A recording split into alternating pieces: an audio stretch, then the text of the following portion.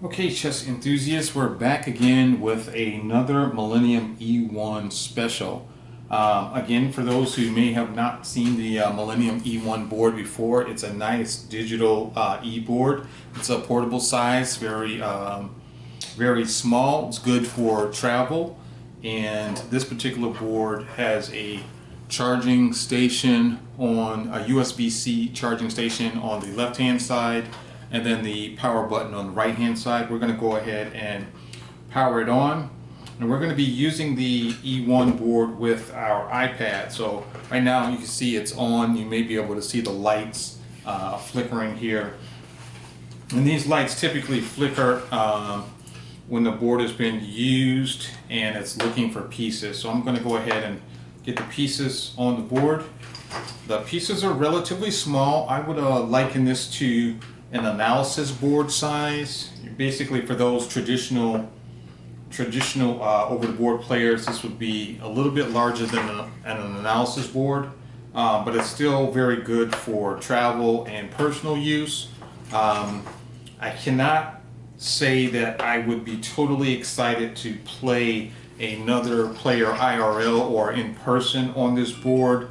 It is pretty intimate when it comes to that. However, it can be done, and we're still exploring all of the possibilities, possible use cases with this board. So there's a couple of things that I do have in my mind that I want to test that I have not tested yet, and that we will be getting to, which includes being able to do some opening demonstrations, etc., and have those displayed on the screen. That's one of the things that I want to do from a teaching aspect, to be able to illustrate ideas and attacking principles.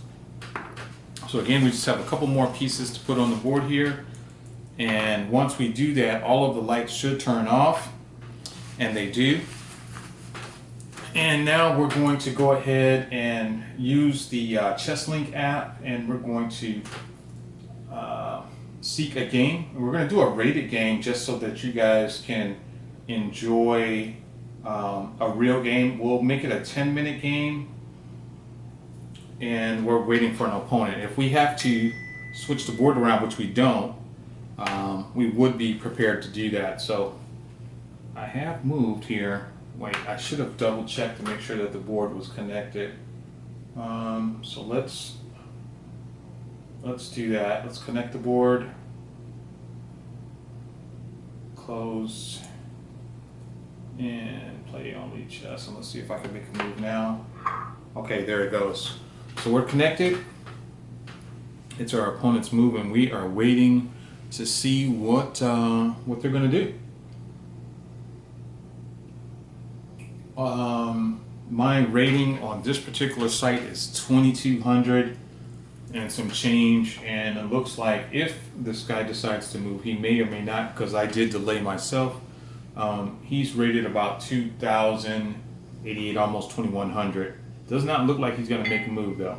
All right, so we're going to set the board back up, and we're going to hit new game, and we're not going to worry about that. We'll do quick choice again, do another 10-minute.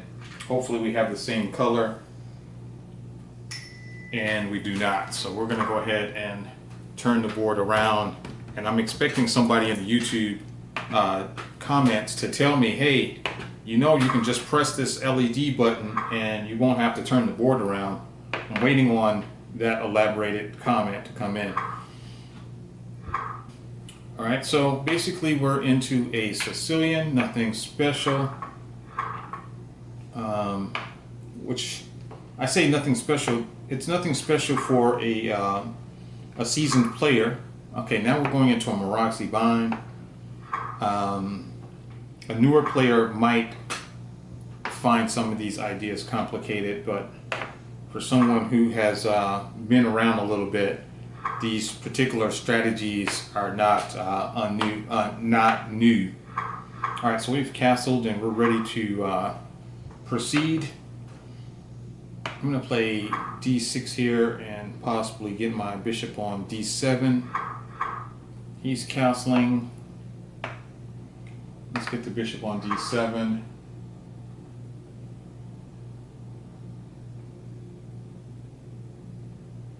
And I'm hoping to see, okay, he plays h3. I was hoping to see f3 there.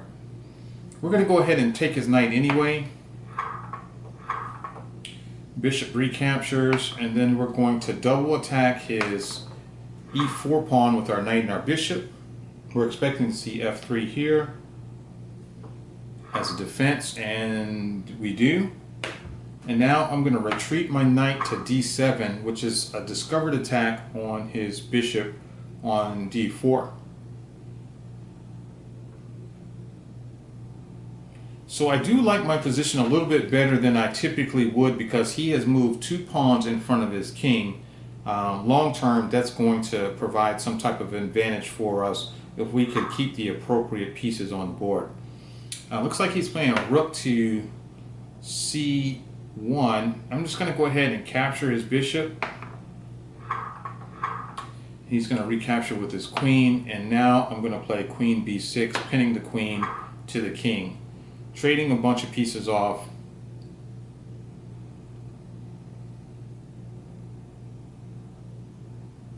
And pretty much breaking the bind.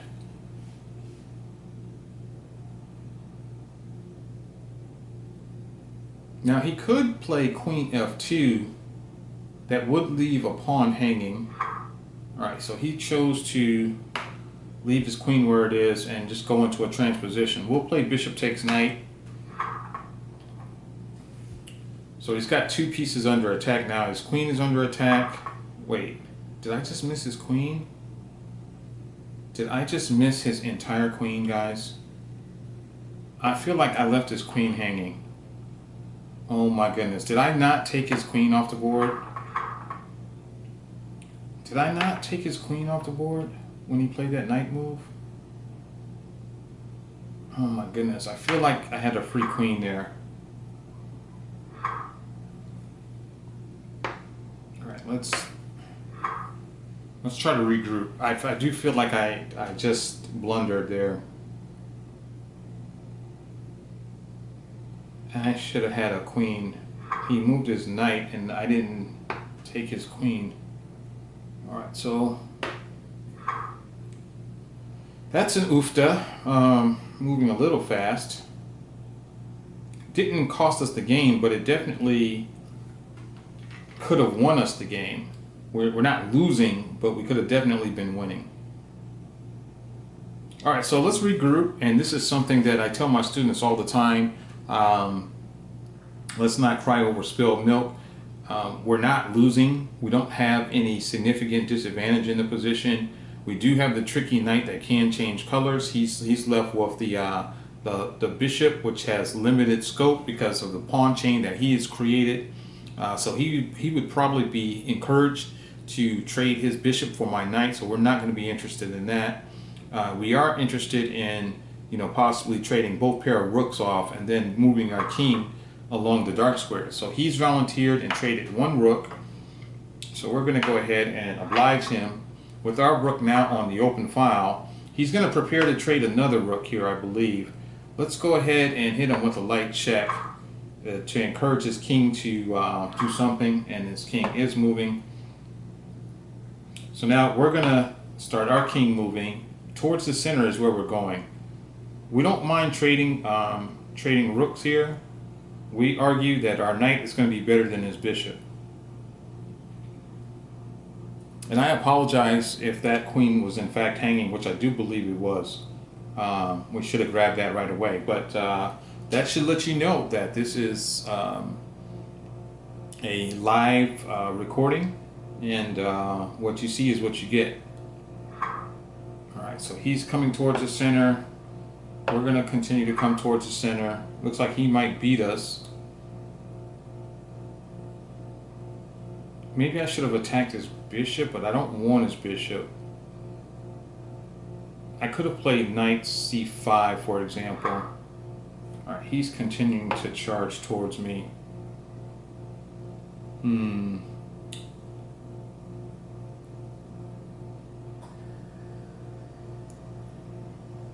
Alright, let's go ahead and get our knight off the edge of the board.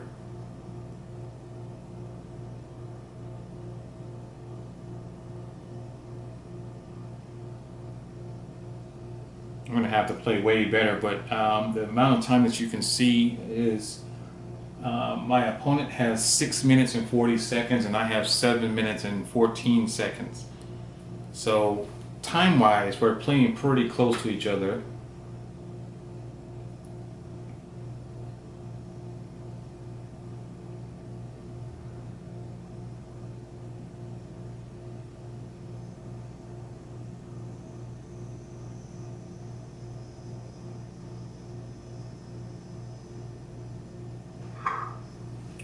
The king is continuing to retreat.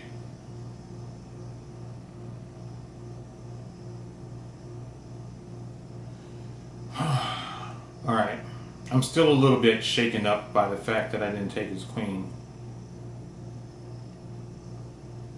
Alright, let's attack his bishop one more time just to see what happens.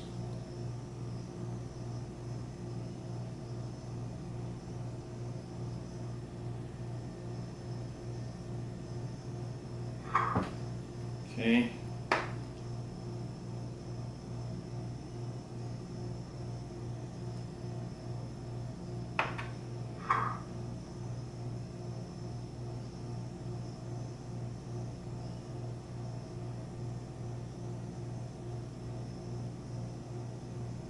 Right now I feel like he has the better end of things. He was able to get his king to the center before I was.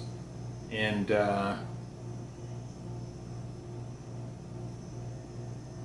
I don't really have the coordination that I would desire in this position. Okay, he's challenging.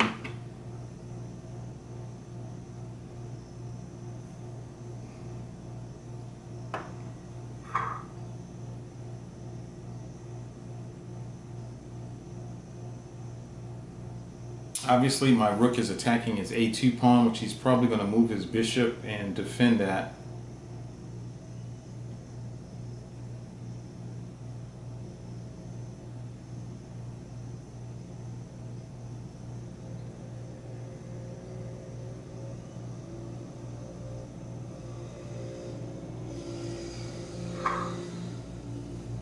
He's chosen a quite passive defense.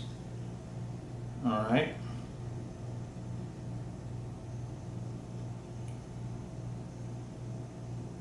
I think we return.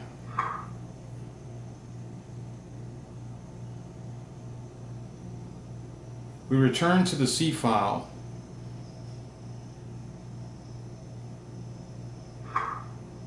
All right, now we're excited to see this move. This is a good move for us because it does allow us to make progress on his pawns. So we're happy to see this move.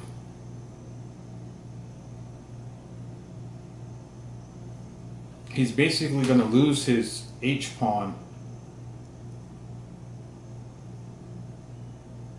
Now there is a trick here where he could play H4, and he does. And if I capture, he's going to penetrate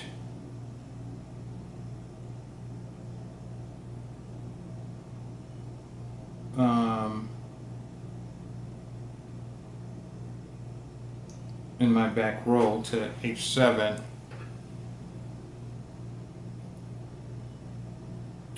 I have to make a decision here. Do we allow this? I capture. He checks me a step here. He takes.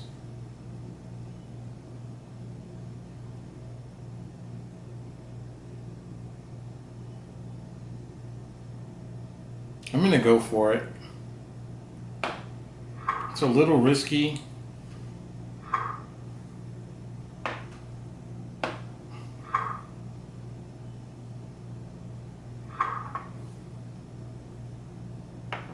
But I'm going for it because of this check here.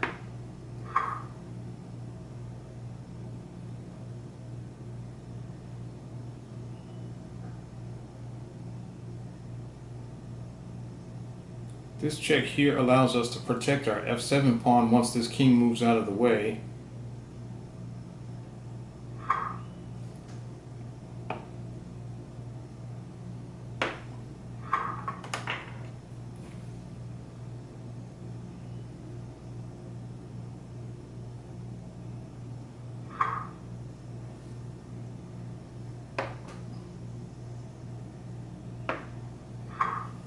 We're threatening to win his bishop with rook to rook to d2 check, and we're also attacking his a2 pawn. Again, not the cleanest game, considering that there was a queen available. So he's going to give us the piece. All right, now we have to ask ourselves, is the piece worth it? Check.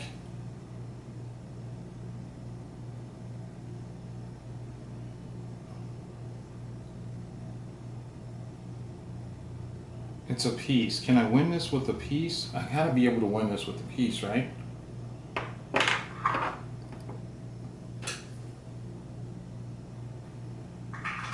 Okay, he resigns.